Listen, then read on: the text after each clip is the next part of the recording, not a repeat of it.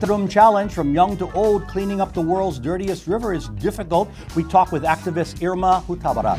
And we'll continue shortly with Citarum challenge. What will it take to clean up the world's dirtiest river? We talk with activist Irma Hutabarat.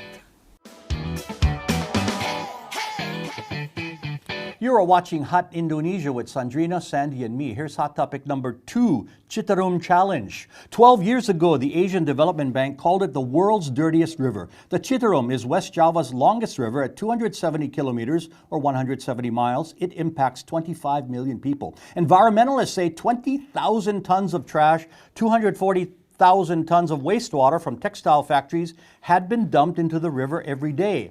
In February 2018, President Joko Widodo launched a 7-year cleanup plan, which included sending the military in to help.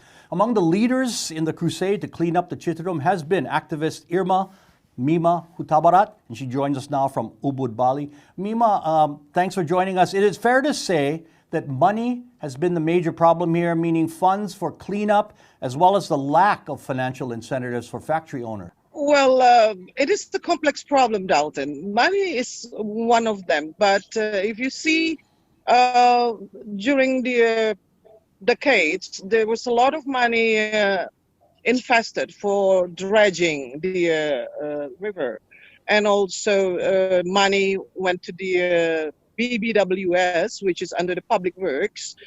But we're talking about trillion rupiah that was well spent, and I wouldn't say wasted, but not using effectively and efficiently.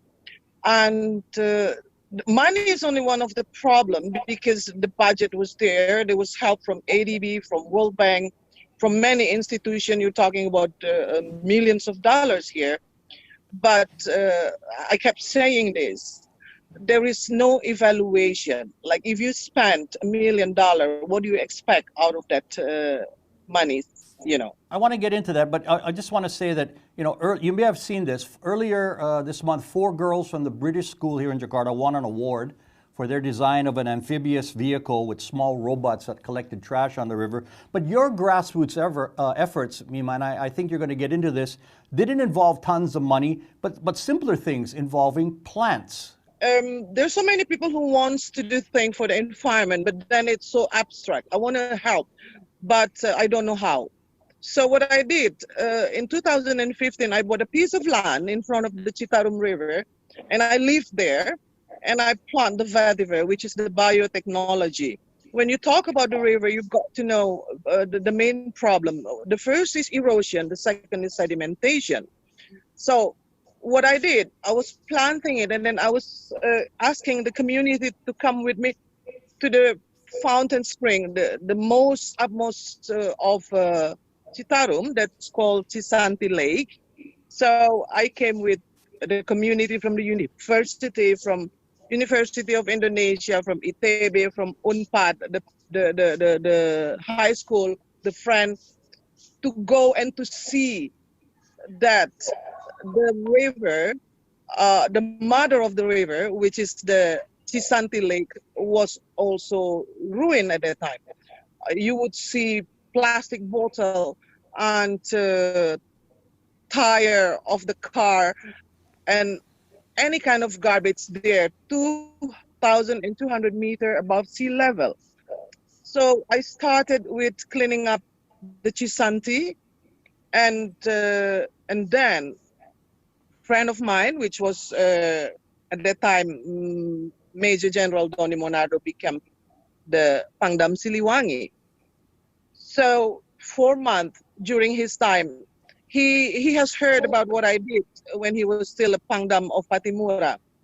So he instructed like 3,000 soldiers to clean up the Cisanti Lake and plant vetiver to prevent erosion and sedimentation.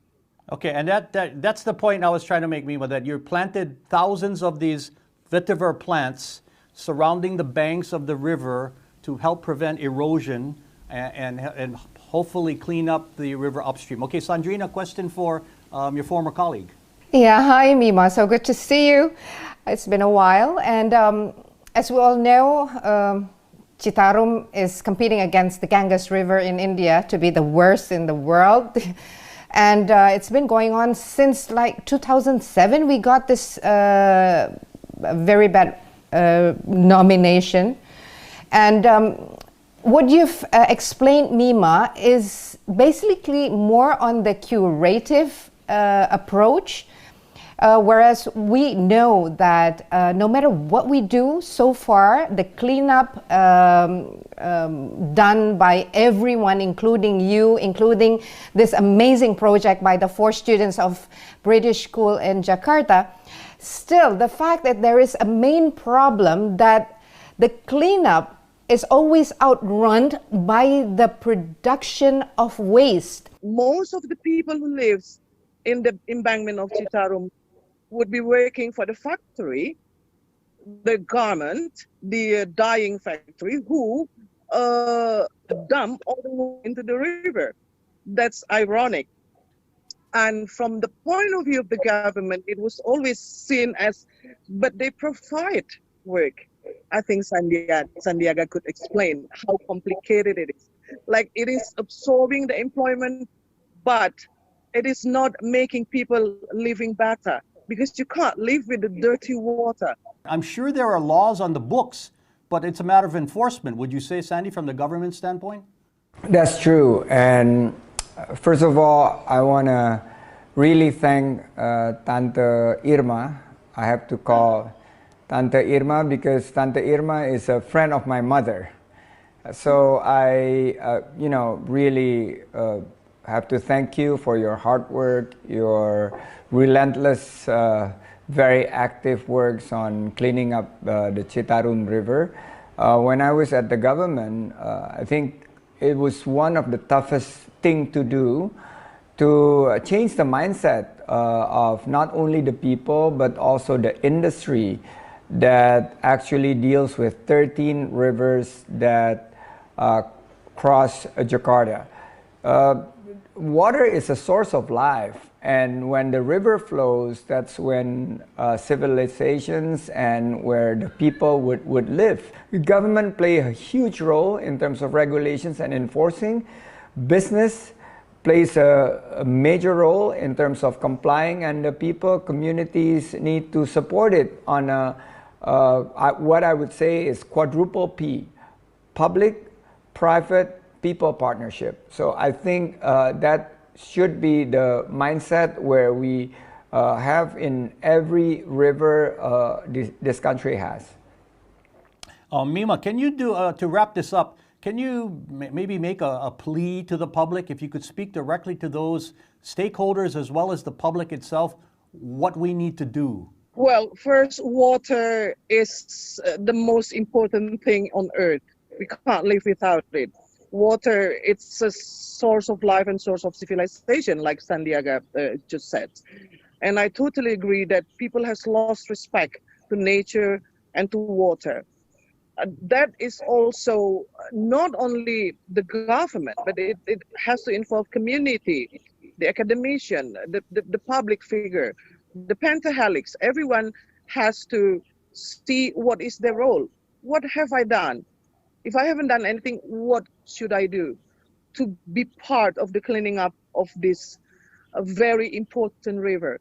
Because Citarum produced 1,400 megawatts electricity for Java and Bali, and also the source of drink to 80% of the Jakarta people.